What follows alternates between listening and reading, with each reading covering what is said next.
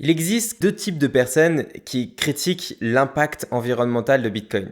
Premièrement, ceux qui n'ont pas compris à quoi sert Bitcoin et deuxièmement, ceux qui l'ont compris mais qui n'ont pas nécessairement envie que la population le comprenne. Les personnes qui ne comprennent pas Bitcoin vont d'office considérer que Bitcoin consomme trop d'énergie. Parce que à partir du moment où tu considères que quelque chose n'a aucune utilité, toute énergie que cette chose va consommer sera déjà un excédent de consommation qui n'aura aucune utilité. Bitcoin pourrait consommer l'équivalent d'une cafetière, que ce serait déjà trop. Et le problème, c'est que pour comprendre Bitcoin, il faut y passer énormément d'heures, pas seulement à comprendre qu'est-ce que Bitcoin, mais surtout quel problème résout Bitcoin. Et Bitcoin est beaucoup plus profond que ce que beaucoup pensent. Il y a énormément de personnes qui pensent comprendre Bitcoin et qui pensent que Bitcoin est tout simplement une machine à obtenir plus de billets verts, de dollars ou d'euros, et que ceux qui investissent dans Bitcoin ont pour objectif de se faire plus d'euros ou de se faire plus d'USD. Sauf que cette vision de Bitcoin est absolument fausse. Je ne connais aucune personne qui est dans l'univers de Bitcoin, surtout, enfin plus que dans l'univers, qui est Bitcoiner, dont l'objectif est de détenir plus d'euros ou plus d'USD. Non, pour rien au monde, personnellement, je ne vendrais mon stack de Bitcoin pour détenir de l'euro ou de l'USD. Je suis pas en train de dire que je ne m'attends pas à ce que mon stack de Bitcoin n'augmente pas en pouvoir d'achat, étant donné que si je pense que Bitcoin va augmenter en pouvoir d'achat, je suis simplement en train de dire que pour rien au monde, j'échangerais la monnaie la plus dure n'ayant jamais existé contre la monnaie la plus douce ayant jamais existé. Parce qu'effectivement, Bitcoin est la monnaie la plus dure ayant jamais existé. D'ailleurs, tout simplement, Bitcoin est un registre échangeable qui garantit que les deux parties n'ont rien gratuitement. C'est-à-dire que il n'y a personne dans Bitcoin qui n'a pas travaillé pour obtenir du Bitcoin. Si tu veux obtenir l'inflation du Bitcoin, tu vas être obligé de travailler, donc de fournir une preuve de travail. C'est pour ça que Bitcoin consomme autant d'énergie. L'ensemble des mineurs de Bitcoin, donc ceux qui vont tout simplement sécuriser les réseaux à base de puissance de calcul générée par de l'électricité, vont être en compétition, une compétition loyale entre tous pour tenter de récupérer l'inflation. Et s'ils pouvaient s'en mettre plein les poches, il y aurait énormément d'entreprises qui viendraient colmater la brèche pour obtenir cet excédent pour se faire du bénéfice. Et ce qui baisserait la marge de revenus pour chacun. Donc en fait, miner du Bitcoin, c'est un business comme un autre. S'il est trop lucratif, d'autres entreprises vont venir vous faire compétition, ce qui d'ailleurs augmente la sécurité de Bitcoin par effet bonifiant et donc qui participe à la sécurisation de Bitcoin et ce qui participe à ce cercle vertueux. Et si tu es riche, tu ne vas pas pouvoir obtenir plus de Bitcoin par simple principe que tu es riche, comme grâce à une monnaie fiduciaire. Grâce à une monnaie fiduciaire, lorsque tu as de l'argent, tu peux emprunter pour obtenir plus d'argent et grâce à cela, investir dans des actifs qui se valorisent à mesure que les monnaies se dévalorisent et à mesure que toutes les autres personnes voient leur patrimoine être dévalorisé, principalement les classes moyennes et les classes les plus pauvres. Et c'est pour ça que l'on a une disparition depuis principalement la fin de l'étalon or entre les classes les plus riches et les classes les plus modestes. Bitcoin est donc sécurisé par la preuve de travail, à l'inverse des monnaies fiduciaires comme leur représentante, l'USD, qui représente plus de 50% des réserves du monde entier de monnaie fiduciaire et qui, elle, est bien plus sécurisée par la preuve de guerre. La plus grande pollution dans le monde est probablement la guerre et l'industrie autour d'elle. Et les États-Unis en sont bien sûr champions. Demandez à Saddam Hussein ou encore à Kadhafi ce que ça fait de vouloir vendre son pétrole en euros et non en USD. Et vous verrez que par exemple la guerre en Irak a coûté aux États-Unis 2000 milliards de dollars pour sécuriser le fait que l'Irak n'allait pas vendre son pétrole en euros, mais plutôt en USD. Kadhafi en a eu un sort encore plus radical ou d'une certaine manière, etc., etc. Les exemples sont très nombreux. Bitcoin représente moins de 2% des émissions mondiales liées à l'industrie de l'armement et de la guerre. Donc Bitcoin est une fraction, une mini-fraction de ce que représente l'ensemble de l'armement qui est nécessaire pour sécuriser les monnaies fiduciaires. Et en plus, sachant que Bitcoin rendrait les guerres infinançables, j'en ai fait une vidéo dédiée. N'oublie pas de t'abonner à ma chaîne. D'ailleurs, si tu aimes cette vidéo jusqu'à présent, n'oublie pas de la liker et de la partager à quelqu'un qui pense que Bitcoin consomme trop d'énergie. Et donc, Bitcoin ne représente même pas 2% des émissions de carbone liées à l'industrie de l'armement et militaire mondial, sachant que Bitcoin rendrait les guerres, les longues guerres infinançables et donc rendrait ces financements non nécessaires, en tout cas une énorme partie d'entre eux, et avec eux également leur impact environnemental. Mais ce n'est pas tout. Bitcoin ne représente même pas 2% de l'industrie militaire, mais également représente environ 3% de l'industrie de la mode, environ 3% de la consommation, de l'impact carbone des climatiseurs dans le monde. Bitcoin consomme 2 fois moins que YouTube, quasi 2 fois moins que le minage de l'or. Bien sûr, à l'inverse de l'or, Bitcoin peut être miné à 100% via des énergies vertes. D'ailleurs, c'est ce que l'on verra un peu après dans cette vidéo. À l'inverse de l'or, l'or doit être... parce que Bitcoin consomme uniquement de l'électricité, alors que pour extraire de l'or, c'est différent. Et donc, l'or ne peut pas être extrait de manière renouvelable. Bitcoin consomme moins que les sèche-linges dans le monde, beaucoup moins que l'industrie du porno, consomme moins que l'industrie des jeux vidéo. Donc, Bitcoin ne consomme pas trop. Dire que Bitcoin consomme trop d'énergie, c'est plutôt dire Bitcoin consomme trop d'énergie pour ce que c'est. Et ce que c'est probablement parce que la personne n'a pas fait ses devoirs, disons, pour comprendre quel problème fixe Bitcoin. Je m'étais promis dans cette vidéo de m'en cantonner à Bitcoin, l'énergie, mais je ne peux m'empêcher de mentionner que parmi les problèmes que fixe Bitcoin, en fait, il y a simplement 3 mois, et je n'ai pas pu encore le mentionner dans une vidéo, le gouvernement de Malawi a, bien sûr, en plus sous conseil de l'IMF, d'évaluer la monnaie de la population de 40%, 44% même, du jour au lendemain.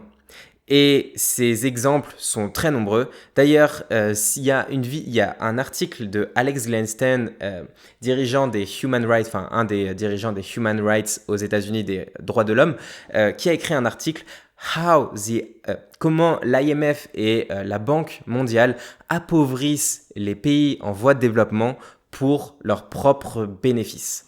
Et cet article est passionnant et rempli d'informations extrêmement enrichissantes. Si vous le voulez, dites-le moi dans les commentaires et dans les likes et je vous en ferai une revue. Cet article, je vous garantis qu'il est mind-blowing. Et donc, les monnaies fiduciaires apportent bien sûr énormément de problèmes que Bitcoin fixe, dont cette vidéo dont je vous tease sur comment les pays développés utilisent la dette pour rendre en esclavage les pays en voie de développement.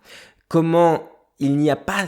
Rappelez-vous que 80% de la population mondiale vise sous un standard d'une monnaie qui n'est pas une réserve de valeur. Donc une monnaie réserve de valeur, c'est une monnaie qui va être détenue dans les banques centrales du monde comme l'USD, l'euro, le JPY, le CAD, la monnaie de l'Australie, etc. Il y a la grande majorité de la population mondiale qui ne vit pas dans ces pays, qui font face à des monnaies qui se dévalorisent constamment parce que les monnaies peuvent être dévaluées à tout bout de champ selon le bon vouloir d'une élite qui peut dévaluer au détriment de la population, mais à leur avantage à eux l'ensemble des efforts de la population.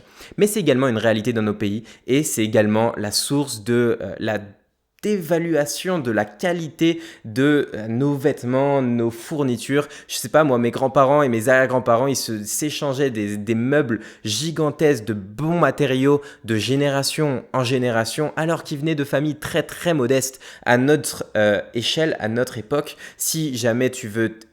Les produits ont été remplacés par des matériaux de très mauvaise qualité comme Ikea, Zara pour la mode, etc. parce que à cause de l'inflation et à cause de la dévaluation perpétuelle des monnaies et l'enrichissement des 1% de la population au détriment des 90% du reste de la population, à cause bien sûr de l'inflation. Et donc, même si Bitcoin consommait 100% de son énergie via des énergies qui ne seraient pas renouvelables, je vous dirais personnellement que ça reste quelque chose de worth it, de nécessaire. Et heureusement, je n'ai même pas à le faire, étant donné que ce n'est même pas le cas.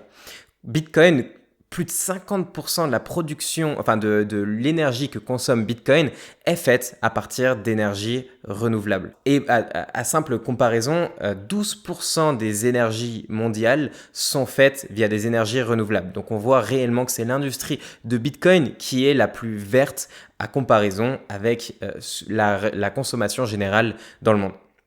Et pourquoi ?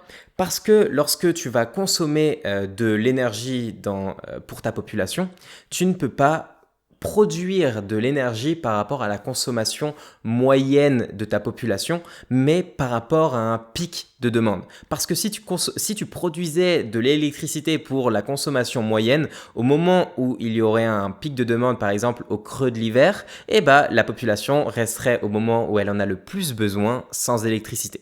Donc, tu crées ces installations électriques par rapport à un pic de demande et non par rapport à la moyenne de demande. Ce qui fait que, par exemple, aux États-Unis, selon les chiffres de la World Economic Forum, 68% de l'énergie produite est gaspillée, de l'électricité produite est gaspillée.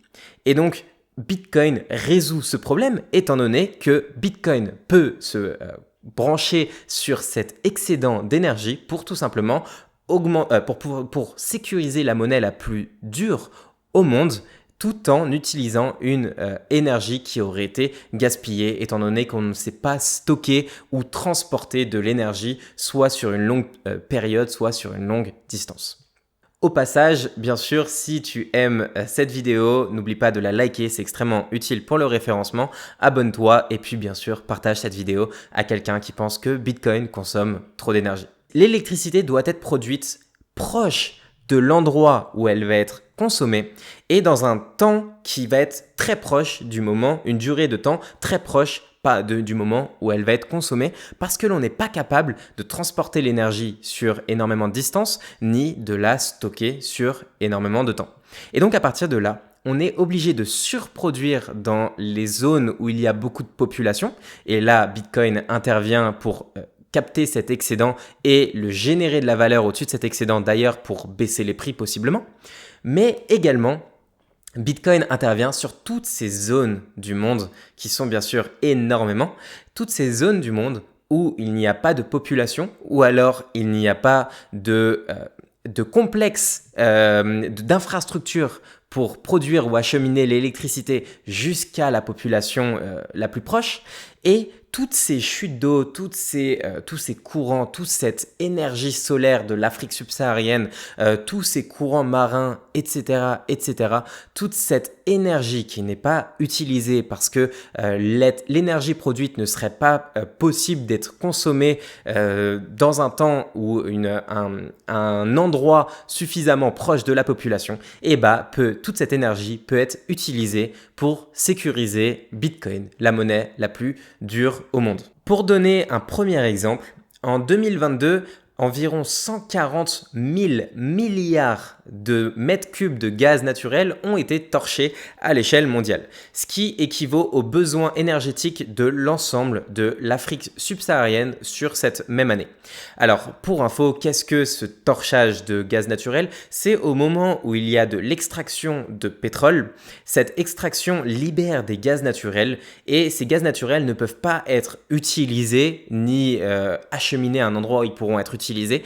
Et du coup, ce qui est fait, c'est qu'ils vont y mettre le feu parce que ça limite l'impact environnemental de la libération de ces gaz. Mais néanmoins, ces gaz produisent énormément de pollution, notamment du méthane qui est responsable de 80 fois plus d'impact environnemental que le dioxyde de carbone. Et c'est là où bien sûr intervient Bitcoin, dans cette zone du monde où ce gaz est tout simplement émis en étant gaspillé parce qu'il ne peut pas être utilisé, ce gaz peut être à l'inverse converti en électricité pour miner du Bitcoin et ainsi ça réduit de 63% les émissions de gaz à effet de serre dans l'atmosphère et ça permet au passage de, encore une fois, miner, de sécuriser la monnaie la plus dure n'ayant jamais existé, qui rend l'inflation obsolète, qui enrichit les populations du monde entier et également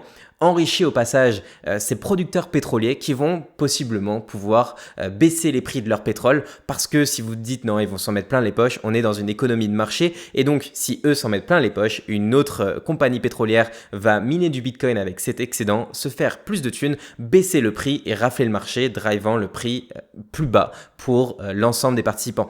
Donc, cet excédent partout dans le monde d'énergie produite qui ne peut pas être utilisée peut systématiquement être utilisé pour miner du Bitcoin et enrichir l'ensemble de la population, que ce soit en sécurisant une monnaie ou en générant un surplus sur cette énergie gaspillée. Un exemple encore plus important, il a été détaillé par Alex Gladstein, comment Bitcoin sauve les énergies gaspillées en étendant la liberté financière en Afrique. Si cette vidéo vous a plu, je vous en ferai certainement une vidéo détaillée de cet article qui en vaut vraiment le coup et qui vous montrerait comment Bitcoin bouleverserait positivement l'Afrique en simplement utilisant des énergies qui auraient été gaspillées. N'oublie pas de liker cette vidéo si elle t'a plu, de la partager à quelqu'un à qui ça peut intéresser, de t'abonner à ma chaîne. Puis on se dit à très bientôt pour une nouvelle vidéo. C'était Axel. Ciao.